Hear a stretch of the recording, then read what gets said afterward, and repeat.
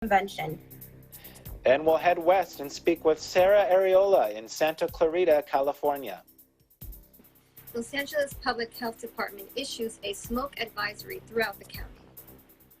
Then Aaron Reotutar in Panorama City. Temporary permit is now available for salons, barbershops, and personal care establishments to expand service areas. Then Angel Membrere in Sacramento reports about record high temperatures in California, leading to power outages and statewide flex alerts. Then Elmarie Gonzalez in South Haven, Mississippi shares with us her low-carb creme brulee recipe. Plus, we'll ask our Eagle News team what their best homemade dessert ideas are. But first, an overview of how COVID-19 looks now. According to the Coronavirus Resource Center of Johns Hopkins University in Medicine, as of 6 p.m. Eastern Time today, Tuesday, August 18th, 2020, the number of cases of COVID-19 reported worldwide is now more than 21,900,000. Topping the list with more than 5,400,000 cases is the United States. Brazil comes next with more than 3,300,000 and India third with more than 2,700,000. Sadly, this virus has already taken more than 776,000 lives worldwide. This includes more than 171,000 in the U.S., more than 108,000 in Brazil, and more than 57,000 in Mexico. Our coverage begins now. Carissa Etienne, director of the Pan American Health Organization, calls for mental health support to be a crucial component of the pandemic response. Etienne says that the COVID-19 pandemic has caused a mental health crisis in the region at a scale never before seen, and adds that domestic violence cases are on the rise in the Americas due to the virus crisis. Let's take a look. The COVID-19 pandemic has caused a mental health crisis in our region at a scale that we've never seen before. It is urgent that mental health support is considered a critical component of the pandemic response. Mental health illness is a silent epidemic that has affected the Americas well before COVID-19. It is important to note that these ongoing stressors are also contributing to a related problem that needs urgent attention: a rise in domestic violence. Across our region, nearly a third of women have experienced intimate partner violence in their lives, and at least 1 in 2 children have suffered violence in the last year. And that is before the pandemic struck. Meanwhile, Postmaster General Louis DeJoy said on Tuesday the United States Postal Service will hold off on making changes blamed for slowing down mail delivery until after the November election. DeJoy said in a statement there are some long-standing operational initiatives, efforts that predate his arrival at the Postal Service, that have been raised as areas of concern as the nation prepares to hold an election amid a pandemic. DeJoy said to avoid even the appearance of any impact on election mail, he is suspending the initiatives until after the conclusion of the election. The Postal Service has been at the center of a political firestorm in recent days after President Donald Trump said he was opposed to more funding for the cash-strapped agency, which is expected to handle large numbers of mail-in ballots in the November election due to the coronavirus pandemic. DeJoy took over as Postmaster General in June and presided over the removal of collection boxes and processing equipment, as well as cutting overtime, which a union leader said has slowed down delivery times nationwide. The changes and the president's statements have led to claims by opposition Democrats that the White House is attempting to undermine the election in which Trump is standing for a second term. In his statement, DeJoy said he would maintain hours at post offices, stop the removal of collection boxes and sorting machines, while overtime will continue to be approved as needed. Democrats leading the House of Representatives had called the body back into session to address the issues at the post office. And DeJoy is set to testify before committees in the House and the Senate this next week. In related news, New York Congresswoman Carolyn Maloney and a mail handler and union leader, Yvette Johnson, participate in a nationwide day of action to save the United States Postal Service. Maloney underscored the need to fund the agency. Let's take a look. This time, we have to fund the post office. That's why the Democratic leadership has called us in to vote this weekend on Saturday, on funding the post office, giving it the $25 billion the Board of Governors says that it deserves and needs because of the pandemic, and also passing my bill, the Delivering for America Act, which would repeal any of these actions the Postmaster General has taken until after the election and after the pandemic. Johnson said there is no excuse for delays in mail service. Whether we are processing critical prescriptions, checks, birthday cards to grandmothers and grandchildren, there is no justification for delaying for unnecessary delays of the mail. There's no justification for the blanket reduction on the overtime.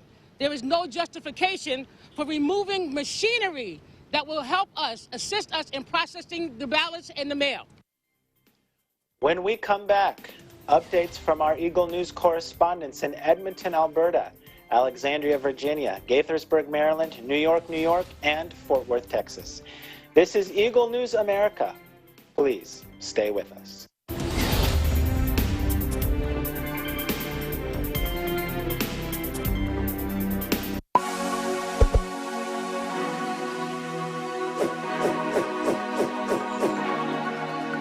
Hello there, I'm Alfred, and I'm a graduate of Bachelor of Science in Computer Science, batch of 2008 in New Era University. I'm currently working as an operations analyst in Autodesk. Hi, I'm Earl Escanio, and I graduated with Bachelor of Science major in Computer Science in 2010.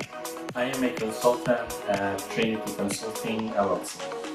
Hi, I'm Ivy Nakapagal, Bachelor's of Computer Science graduate, year 2010. I'm currently working as a cybersecurity analyst in one of the largest telco here in New Zealand, Coast Park NZ. I'm Frank David Riego, a BS Computer Science graduate here in 2015. As a legal analyst, I am tasked with US cases, specifically civil torts cases. I am Melanie Rico Hermosity, a Bachelor of Science in Computer Science graduate, year 2006. I'm currently a software quality assurance engineer at FBI Systems here in Maryland, United States. Hi, I'm Renzo Cruz. I'm a graduate of BS Computer Science, year 2012. I'm currently working abroad, and I'm working as a senior cybersecurity consultant who specializes in digital forensics and incident response. And I am part of a national security in one of the countries here in the Middle East. I am inviting everyone to study at New Era University. Too legit, too great. Be brilliant in the new era. Study now at New Era University. Excellence, Discipline, Service to humanity.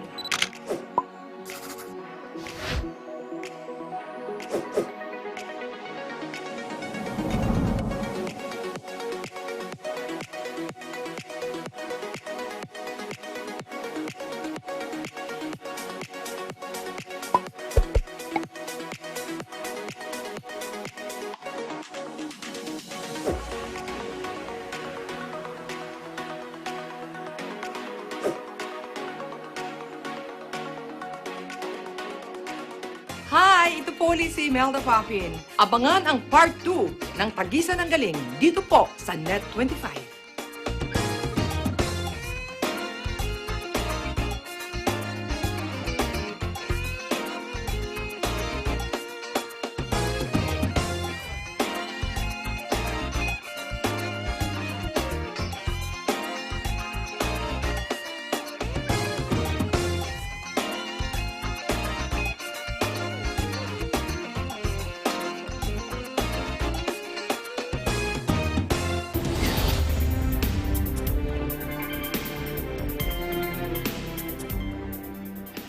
Welcome back, everyone. You are watching Eagle News America. I am Philip Toledo in Atlanta.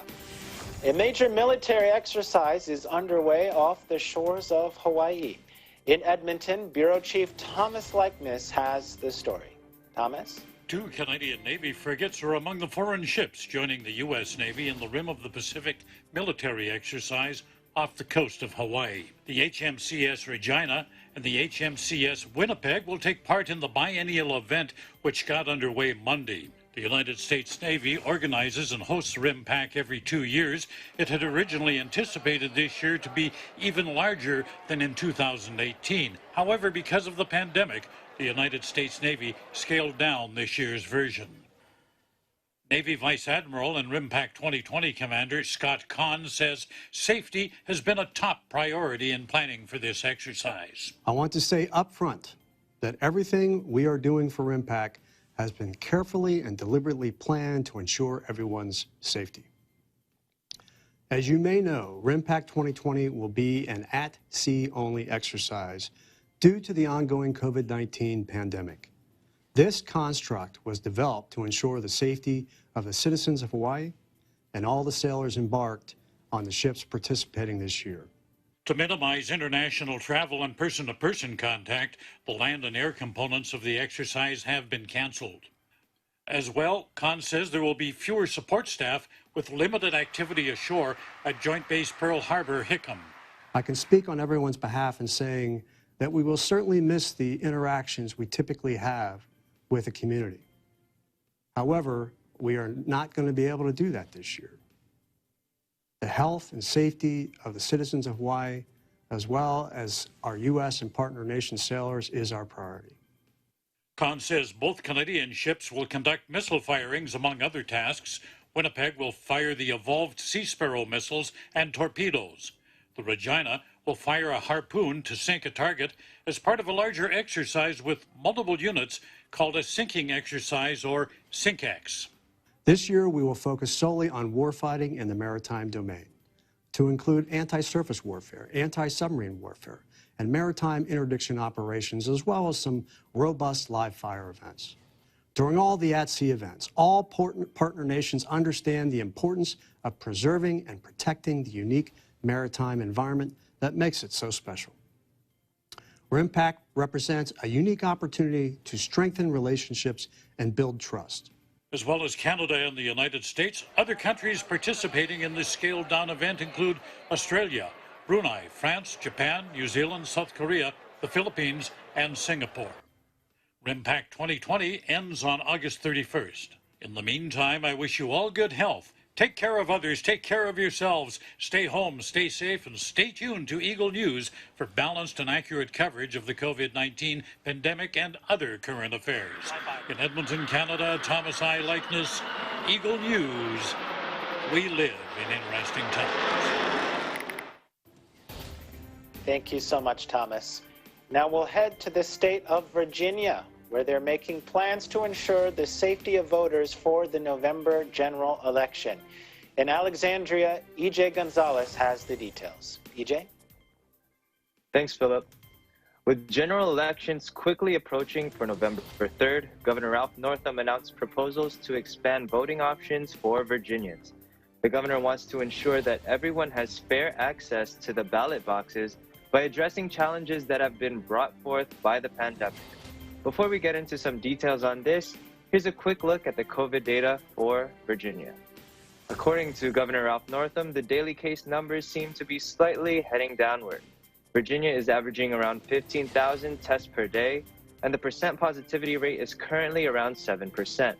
The governor gave importance in the efforts of supplying PPE and highlighted that they have distributed more than 542,000 masks, 460,000 bottles of sanitizer, to 40 localities through the health equity team. Now back to our report regarding the proposals that the governor has made for the upcoming general elections. Northam has 3 proposals aimed to address challenges brought on by COVID-19: prepaid postage, drop-off boxes or locations, and an absentee cure process. For prepaid postage, Northam's proposed budget sets aside $2 million for prepaid return postage on all mailed-in ballots. The second proposal is Northam's plan to allow cities to use drop boxes or implement drop-off locations for Virginians who choose to vote without lining up at the physical polling stations. This is, of course, to be done under security standards to be set by the Virginia Department of Elections. The final proposal is a measure that will ensure Virginians' voting rights are protected by allowing them to fix an error on their absentee ballot. Currently, Virginians who make an error are not able to fix that error, and therefore their ballot may be discarded. Many Virginians will be voting absentee for the very first time this November, and this proposal will help ensure Virginians' votes are counted. Governor Northam said additional steps are needed to make voting in November easier. Measures are in place to protect the health and safety of Virginians while they exercise their right to vote, be it mail-in or in-person voting. In Alexandria, Virginia, E.J. Gonzalez, Eagle News. We live in interesting times. Back to you, Philip. Thanks, EJ. And while we're on the topic of elections, which, frankly, around the country, a lot of people are talking about this. Are you planning to vote? And if so, what method will you be using? Yes, I will definitely be exercising my right to vote. With all the uncertainties we are facing today and recent events of social injustice, this is just one way we can insert our voice for change. So if you have the right to vote, I personally suggest you take advantage. And I have already submitted the form for an absentee vote. I will be mailing in my vote, and this is going to be my first time voting through the mail. So, it's nice to see the governor is taking into account, how many folks may be submitting their absentee votes for the very first time this year and making proposals to adjust that. Absolutely. Well, thank you so much, EJ. We'll look forward to hearing your dessert ideas at the end of the broadcast if we have time. All right. Sounds good, Philip. Thank you. Now we'll turn our attention to Maryland, where the Attorney General joins a multi-state effort to file a lawsuit over the Trump administration's attempted changes to the U.S. Postal Service. In Gaithersburg, Aaron Aubin reports. Aaron? Thanks, Philip. Maryland Attorney General Brian Frosch joined a coalition of at least 20 attorneys general in an attempt to file a federal lawsuit against the Trump administration. U.S. Postmaster General Louis DeJoy instituted policies recently that changed how the U.S. Postal Service, or USPS, operated. Changes included eliminating staff overtime, removing mailboxes, closing down sorting centers, and limiting mail routes. Attorney General Frosch said in a press release that he believes these changes were designed by President Donald Trump to interfere with upcoming presidential election by disrupting the delivery of mail-in ballots. Frosch also asserts that these changes would be significantly harmful to certain people, including those in rural communities and those who rely on the USPS for medicine and Social Security checks. Democrats in general are critical of the changes and the possible effects on both the election and on communities. Frosch called DeJoy's attempts to push these changes harmful, illegal, and unconstitutional. In response to the changes, Frosch and the other attorneys general seek to block the changes through a lawsuit claiming that the changes are not legal. This is because DeJoy bypassed federal procedures, failing to submit the changes to the Postal Regulatory Commission in order to be reviewed, which is required for policies that are nationwide in scope. In response to the pressure exerted by both the lawsuit and congressional Democrats, DeJoy announced today that he would be suspending the changes until after the 2020 election. In Gaithersburg, Maryland, Aaron Aubin, Eagle News. We live in interesting times. Back to you, Philip. Thanks, Aaron. So with that recent announcement that Postmaster General DeJoy is going to suspend these changes, do you think it's going to be a significant factor in the election outcome there in Maryland? Well, this election year is unprecedented. We haven't had this kind of situation before, and we don't really have the statistics to tell if this will have a significant impact. But at least this suspension of the changes will give Marylanders some reassurance that the changes proposed were not to tamper with election results. Absolutely. Well, thank you so much for your report, Aaron. You stay safe and take care. Now we'll head to New York, where museums, gyms, and bowling alleys have been permitted to reopen. Bureau Chief Joanne Soriano reports. Joanne. Governor Cuomo announced that New York City museums and other low-risk cultural institutions can reopen starting Monday, August 24th. The institutions include museums, aquariums, and other low-risk indoor cultural arts. All institutions that reopen will be subject to state guidance. These institutions must obey strict safety protocols, including a 25% maximum occupancy limit, time ticketing required with staggered entry, strict enforcement of face coverings, social distancing, controlled traffic flow to avoid crowding, and enhanced cleaning and disinfection protocols. Beginning August 24, gyms and fitness centers will be allowed to reopen at 33% capacity. Local officials may choose to delay the reopening of gyms and fitness centers until September 2nd or later. Bowling alleys throughout New York were allowed to reopen yesterday. They will be able to operate at a 50% maximum occupancy, and every other lane must be closed. The average infection rate in New York State has been 1% or lower since June. New York has conducted almost 7.2 million tests for COVID-19. Of the 66,000 tests reported yesterday, 655 or 0.98% were positive. Total hospitalizations are at 537, and sadly, there were 6 deaths reported. On the 100th anniversary of the 19th Amendment, which gave women the right to vote, Governor Cuomo today announced an effort to preserve the childhood home of prominent 19th century women's rights activist Susan B. Anthony.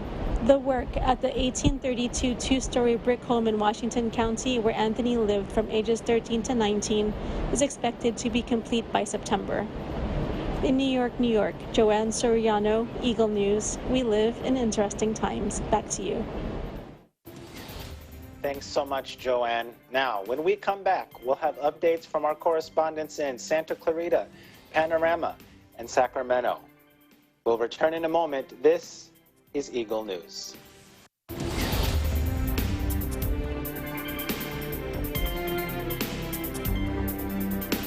Hi everyone, it's Kula Desma.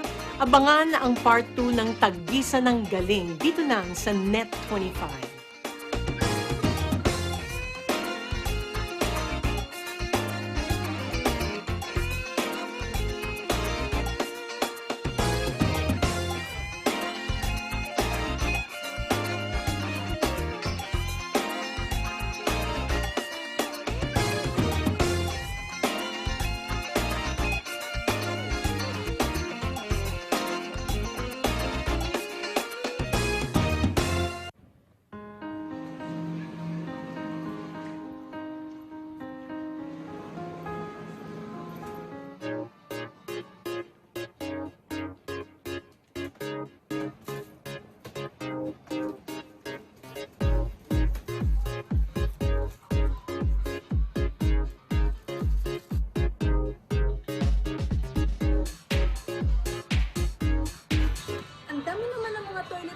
Tissue boxes mo.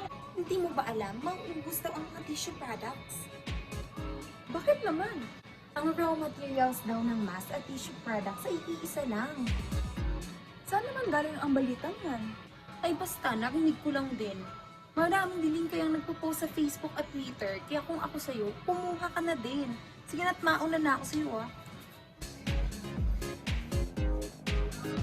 Huwag basta-basta magpaniwala sa mga nakikita o nababasa sa social media. Magsaliksik at i-verify ang lahat ng impormasyon Nakukuha sa internet. Tandaan, maging responsable tayo sa paggamit ng social media nang hindi magdulot ng panic sa iba. Kung paanong dapat labanan ng COVID-19. Ay gayon din ang ating pagsugpo sa black propaganda at maling impormasyon. Dennis Lu, Lou Omelda, Luigian Alpartosa, Tyranel Pililu, Hannibal Arevalo, EBC, Japan Bureau. We live in interesting times. Hey everyone, my name is Marcelito Pomoy. I'm the Filipinas Got Talent Season 2 Grand Winner and I'm the 4th runner-up of the America's Got Talent the Champion Edition. Abangan po natin ang Part 2, Tagisan ng Galing dito lamang po sa Net 25.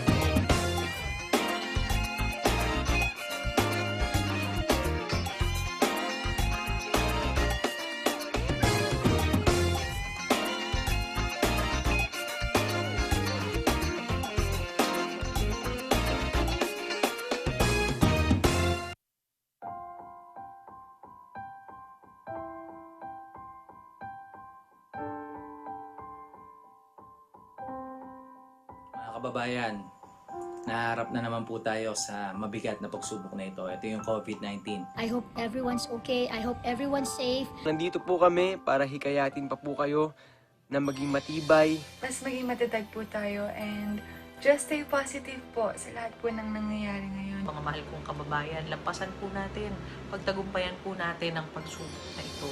Stay strong sa panahon po na to. Huwag tayong mawawalan ng pag-asa. At inihikayat din po namin kayo na sana makinig po tayo sa ating gobyerno.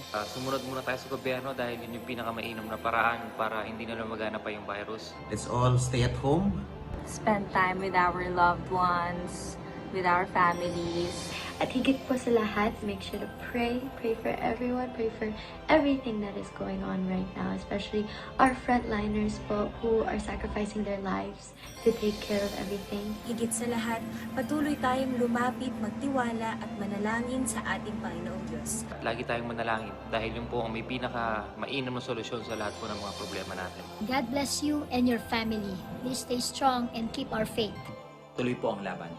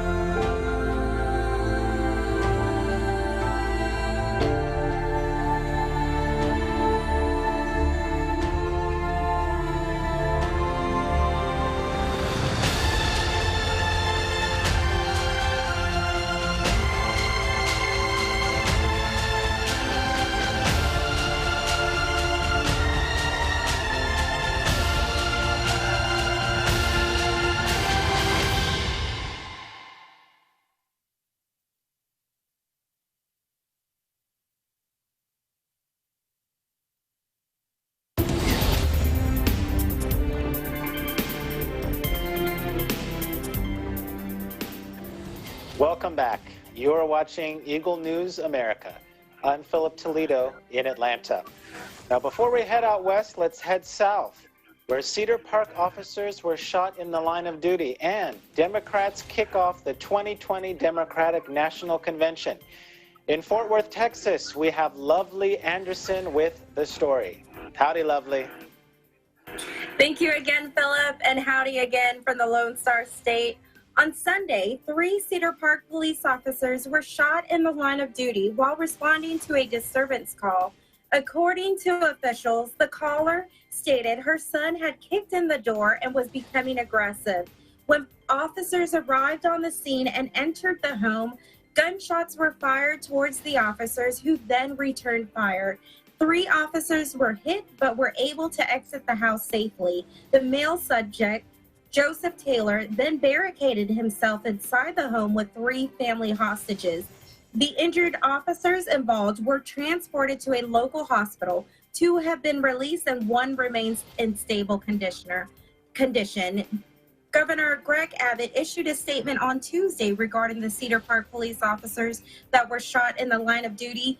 Our hearts are with the police officers who were injured while protecting the Cedar Park community. We must never take for granted the service and sacrifice of our law enforcement officers, and the state of Texas stands ready to provide the support and resources needed to bring justice to those involved.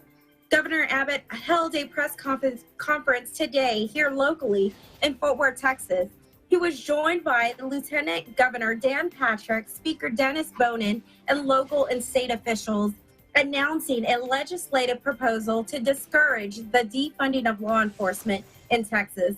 In this proposal, any city that defunds its police department will have its property tax revenue frozen at the current level.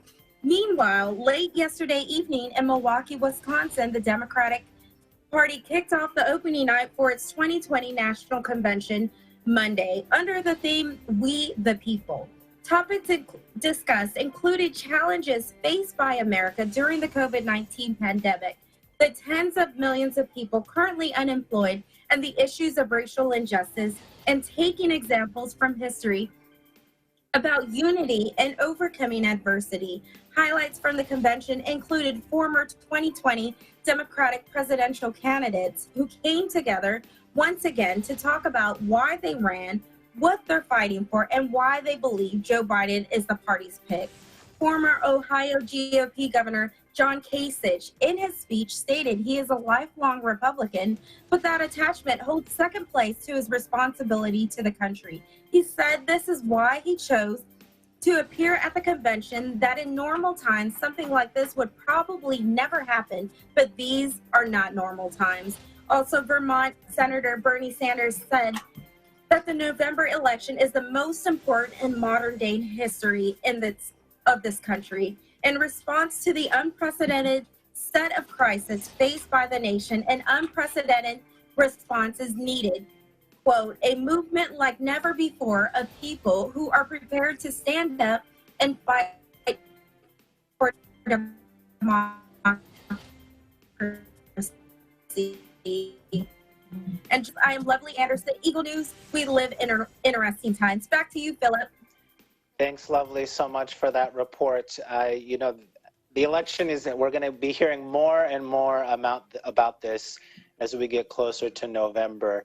And just kind of building off what EJ was mentioning earlier, when election day comes, what are your plans? Are you planning to cast your vote at the polls themselves, or are you going to do the mail-in route? You know, Philip, I am actually already set to register to vote, but I am looking at the early voting. I do want to make sure I do the early voting. I think there's going to be a big turnout this year, so I think early voting is the way to go for me. Absolutely, and that's a good reminder of another option that individuals who are registered and able to vote, that they can use to make sure that they participate in the election process. So that's a good reminder, Lovely. Thank you so much for that in your report, and we'll get back to you here at the end of the broadcast. Now we'll be heading out west, where the Los Angeles Public Health Department issues a smoke advisory throughout the county. In Santa Clarita, we have Eagle News correspondent Sarah Areola with the details. Sarah? Thank you, Philip. Los Angeles Public Health Department issues a smoke advisory throughout the county declaring unhealthy air quality caused by all the smoke coming from the Lake Fire and Ranch 2 fire that are currently still burning. This advisory has been announced for these 4 smoke-affected areas of Los Angeles County: Santa Clarita Valley, San Gabriel Mountains, East San Gabriel Valley, and Pomona Walnut Valley. Los Angeles residents are strongly advised to remain indoors as much as possible in these affected areas and to minimize any kind of outdoor and indoor physical exertions, such as gardening, exercise, biking, and the like. Keep pets also indoors in the house or enclosed garage. Close all windows and doors to keep the outside air from coming in. Have air conditioners recirculate the inside air within the house, but avoid using air conditioning units that bring air in from the outside.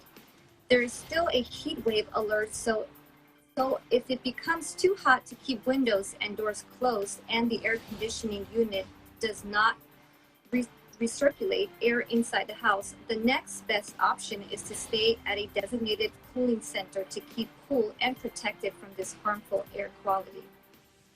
Everyone should avoid any outdoor exposure at this time, even in places where there is no visual signs of smoke or no smell of the fire burning, as these can still cause respiratory problems to the elderly and very young populations, especially to those who are very sensitive to the air quality due to their current health conditions of asthma, heart disease, and chronic respiratory problems. Dr. Montu Davis, Los Angeles County Health Officer, stated, "It is difficult to tell where smoke, ash, or soot from a fire will go, or how winds will affect the level of these particles in the air. So we ask everyone to remember that smoke and ash can be harmful to health, even for people who are healthy. If you can smoke soot or ash, or you can smell smoke, pay attention to your immediate environment and take precautions to safeguard your health. These precautions are particularly important for children, older adults, and people with heart-lung diseases." Wildfire smoke is composed of small particles, gases, and water vapor. These small particles are the source of great health concerns. The small particles from the smoke can affect one's eye with a burning sensation and trigger a long list of health irritations, including runny nose, scratchy throats, headaches, and illnesses. It is even greater problem to residents with a sensitive health condition, causing breathing difficulties, wheezing, coughing, fatigue, and chest pain. Dr. Davis further recommends that all day camps in these impacted areas temporarily postpone all activities outside, including recreational hikes and picnics, until air quality improves or the current situation changes. Now for the update on the lake fire affecting the Santa Clarita Valley. Here, as this morning, Los Angeles County Fire Department announced that the fire has spread to 21,115 acres and at a 38% containment. The fire has been burning for 7 straight days and moving northwest of the Los Angeles National Forest near Lake Hughes. Residents here are on the mandatory evacuation from their homes with 4,570 threatened structures. There are 1,983 personnel assigned to combat this fire with resources that include 224 fire engines, 24 hand crews, 39 dozers, 26 water tenders, and 13 helicopters. We truly salute and appreciate the men and women working round the clock to contain this fire. There is still an extreme heat wave alert in place here in Santa Clarita until 9 p.m. This Thursday with excessively hot conditions in high temperatures from 98 to 110 degrees. The steep and rugged terrain of the mountains with the extremely hot weather pose a great challenge to our firefighters in the front lines of this wildfire. In Santa Clarita, Sarah Arreola, Eagle News. We live in interesting times. Thanks so much, Sarah. Now, and I can't imagine what it must be like, for everyone there that's dealing with the pandemic and this wildfire and all of this all together. Now, I know that you mentioned that, what people should do and watch out for as far as ash covering the outside of their homes. But what if they find ash deposits on the inside? How should people go about cleaning that up? Well, Philip, there are a number of precautions and recommendations for removing ash inside the home. First, keep your children from playing near ash-covered items. You wear household dishwashing gloves and keep your arms and legs covered to avoid skin contact with potentially skin-irritating particles. Don't use leaf blowers and don't sweep aggressively as this can force ash into the air. Instead, sweep floors and wipe surfaces gently and then use a wet mop or towel afterwards. Place ash in a plastic trash bag and dispose of it along with regular trash. And take some slower, regular habits to remove any ash as that may have clung to the body during the cleaning. Absolutely. Well, thank you so much for that information and your report, Sarah. You stay safe. Thank you. Now, we'll go to LA, where a temporary permit is now available for salons, barbershops, and personal care establishments to expand their service areas to parking facilities, public sidewalks, and private walkways. In Panorama City, Aaron Reo-Tutar reports. Aaron? Thank you, Philip. With stay-at-home orders in place for Los Angeles County for the last 5 months, many businesses have needed to remain flexible with their hours of operation and creative on how they provide services to their customers to remain compliant with the physical distancing requirements. According to the County of Los Angeles, COVID-19 temporary sidewalk service permit is now available for businesses to apply for. This temporary permit will allow hair salons, barbershops, and personal care establishments to expand their services into parking facilities, public sidewalks, and private walkways. Eligible business owners can apply for this permit at no cost, and if approved, can utilize the sidewalk that is adjacent to their business for their outdoor services. Businesses that are eligible for this temporary permit are those that are in an unincorporated county community and located adjacent to a sidewalk maintained by Public Works. This temporary permit is valid until September 30th, 2020, or unless extended by the county based on the county health officer orders. Businesses interested in applying for this permit are urged to follow the step-by-step instructions through EPIC LA, the county's electronic permitting and inspections portal, or complete the COVID-19 temporary sidewalk services application through the Public Works website. For additional questions regarding this permit, businesses can contact the Public Works Land Development Division at 626-458-3129. In Los Angeles County, the number of new cases increased today, with 1,003 newly reported cases and 64 new deaths from yesterday. The total number of confirmed cases in the county are 224,031, with 5,335 deaths as announced today by the Los Angeles Public Health Department. Meanwhile, the state of California now has a total of 632,677 confirmed COVID-19 cases and 11,342 deaths as recorded by the California Department of Public Health. In Panorama City, California, Aaron Riotitar, Eagle News, we live in interesting times. Back to you, Philip. Thanks, Aaron, for that report. I'm just curious, where do these temporary sidewalk service permits leave pedestrians? Will people not be able to walk in LA anymore? That's far from it. The Los Angeles County of Public Works has several guidelines when it comes to what furniture and equipment can be set up on the sidewalk, hours of allowed operation, and rules about treatment of the sidewalk itself. For example, hair salons and barbershops must routinely clean the street of litter and hair clippings.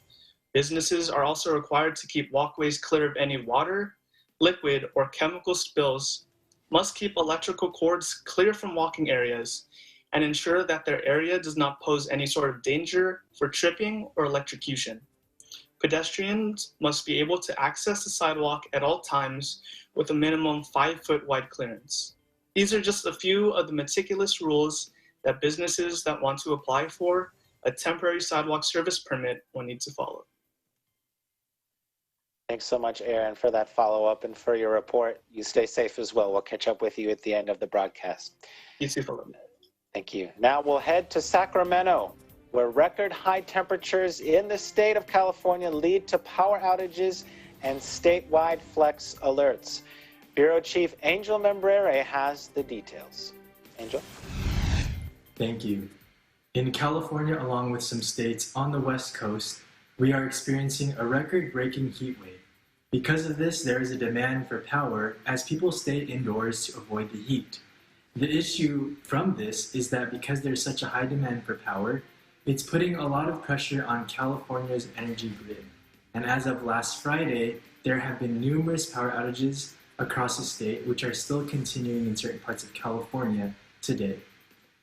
At the most recent press conference with Governor Newsom, he makes a plea with California residents on what they can do to help alleviate the demand for power. Let's listen.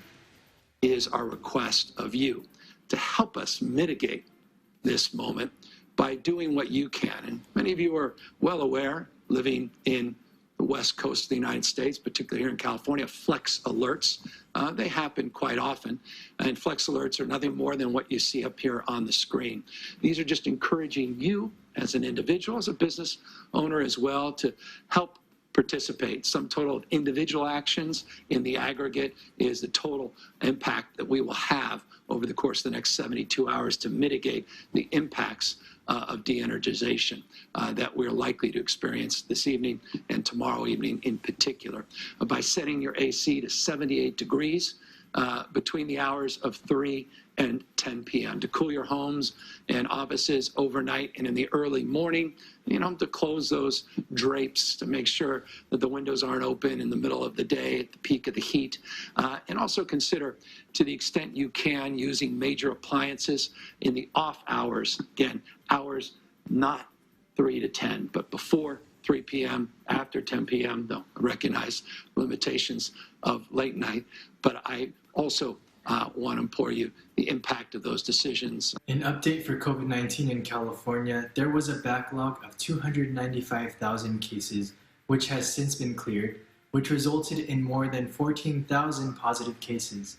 With the statistics being updated and the backlog being cleared, there isn't a huge change in positivity rates, but the numbers have been trending in the right direction. Currently, positivity rates over a 14-day period are 6.5%.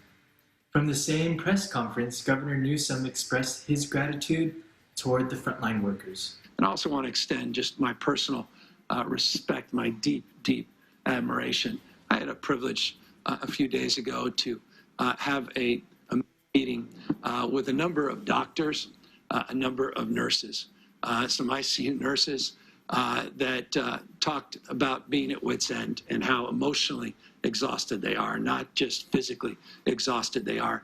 But nothing was more impactful to them and to me than the issue of loneliness that they described with loved ones that are in an ICU, intubated, likely to lose their lives, but cannot see a loved one, cannot see the hand reach out to say, I love you and I'm going to miss you. The impact on that, the impact on them, so profound. And I just want folks to know, none of us, for the grace of God, any of us, end up in that circumstance, end up on the other side of this equation. And that's why it is so important. It's so important that we take responsibility to do a little bit more and a little bit better with wearing the masks and trying to do what we can to minimize mixing. In Sacramento, California, Angel Membreri, Eagle News, we live in interesting times. Thank you, Angel, for that report. Stay safe. Now, if you're craving something sweet but can't handle all of the carbs, we have just the thing. A low-carb recipe for creme brulee.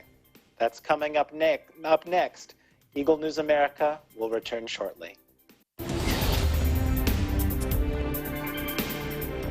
Hello po, ako po si Marco Sison. Abangan po natin ang part 2 ng Tagisan ng Galing dito lang sa Net 20.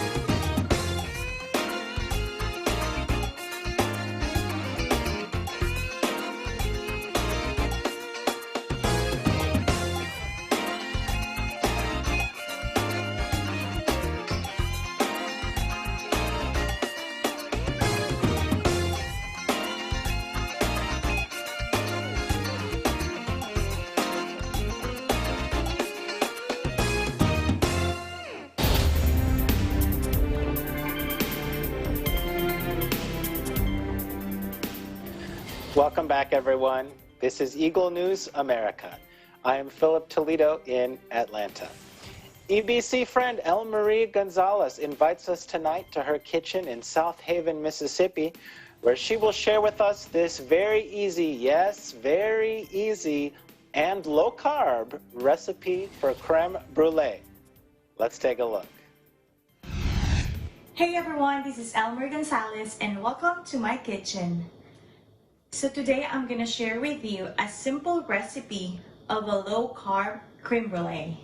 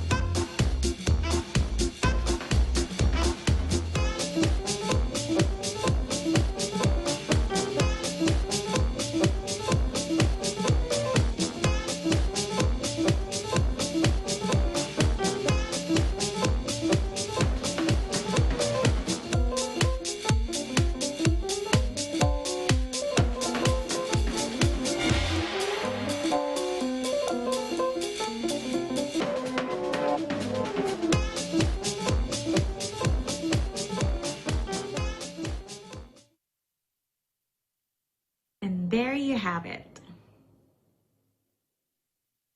Hope you guys like this video. From South Haven, Mississippi, I am Elmer Gonzalez, Eagle News. We live in interesting times. Back to you in studio. Thanks so much, Elmarie. You know, I've always been impressed by the creme brulee I've gotten at restaurants, and I didn't know that it was that easy. And you know, if you consider low carb healthy, or at least I didn't know that you could make it that low carby. So that's very exciting, and I'm interested in our Eagle News team tonight about all of your personal easy dessert recipes. Because when we say easy dessert, at least to me, that's taking one of my son's Brownie Kids Cliff Bars and then adding a scoop of vanilla ice cream on top. Which I don't know, I think it's pretty tasty, especially if you heat the Cliff Bar up a little bit in the microwave first. But how about EJ, you there? Can you share with us your favorite easy homemade dessert recipe? Oh yeah, sure. So before the pandemic, my wife and I, we would travel a lot, and we'd love staying at a DoubleTree DoubleTree hotels. Oh, okay, Because I know where we're going. Exactly, every time you check in, they greet you with their famous cookies, and I swear these are the best cookies ever. And recently, when the pandemic started, they actually released their recipe to the public. So my wife and I, we went out, and I went out to get the ingredients, and she made the cookies. So we made the cookies here at home, and it's legit. It's exactly the way they make it, and that's definitely been one of our favorites to make ever since the pandemic started. Now, did you put it in the little envelope thing too? Oh yeah, those little paper bags. No, but they still taste good even later on. So I mean, yeah, we don't have those paper bags. We put them in Ziplocs, you know, to store them, then enjoy them again a little later. Well, I'm going to challenge you next time you make them to supercharge it and make an ice cream sandwich. Oh, yeah. Put some vanilla ice cream in between. We're going to be here all night, ladies and gentlemen, talking about it. How about Aaron in Gaithersburg? What about you? Can you share with us your favorite easy dessert recipe? So me and my family aren't really that into sweets. Like I have a brother who's allergic to gluten, and then I have a brother who's diabetic. Both of my parents are watching their weight. And me personally, I'm not really into that many sweets except chocolate. But one thing that I started getting into at least a few months after quarantine started was oatmeal cookies. So oatmeal cookies, in my opinion, is a pretty great compromise between something that's moderately healthy and like a sweet dessert. And oatmeal's great, you know, a good amount of minerals, good amount of fiber, and like less calories than your typical cookies. So it's like great snack food. You can't eat it all the time, but it's, in my opinion, healthier than your typical cookie. Absolutely. Do you do anything special to your oatmeal cookies to give them the Aaron flair of Gaithersburg? I just add a lot of cinnamon to mine. I don't eat them often because of that, but I add a lot of cinnamon. That's pretty much it. Okay, good deal. Well, oatmeal cookies with cinnamon. Lovely. In Texas, do you eat cinnamon cookies? Yeah, I actually love oatmeal cookies. That's, you know, I have to confess, I was already thinking in my head, isn't Tiff's Treats, the cookie place, open till midnight? But my three homemade dishes that I make that everybody always looks for when we have our family gatherings is probably my fruit cream that I make, and then also a chocolate cake from scratch, and the chocolate cake from scratch. There's one more. Oh, banana pudding. Sorry, banana pudding. Those are the three things that whenever we have family gatherings, I must bring those or it's going to be a problem. So then let me ask, how do you make your banana pudding? Because there's a lot of different ways, and everyone has their own way that is the perfect way. What's the perfect way of banana pudding for you? Okay, being from the South, you always have to have that Cool Whip in there. If it looks yellow, the Southerners were looking at it kind of funny. It's gotta be more, It's got to be more white-ish, so make sure you put a whole bunch of that Cool Whip on it. That's right. And then I think Cool Whip is low calorie too, right? Or low low something. It can maybe. be, but All right, very good. How about Sarah out there in Santa Clarita? What's your favorite homemade dessert recipe?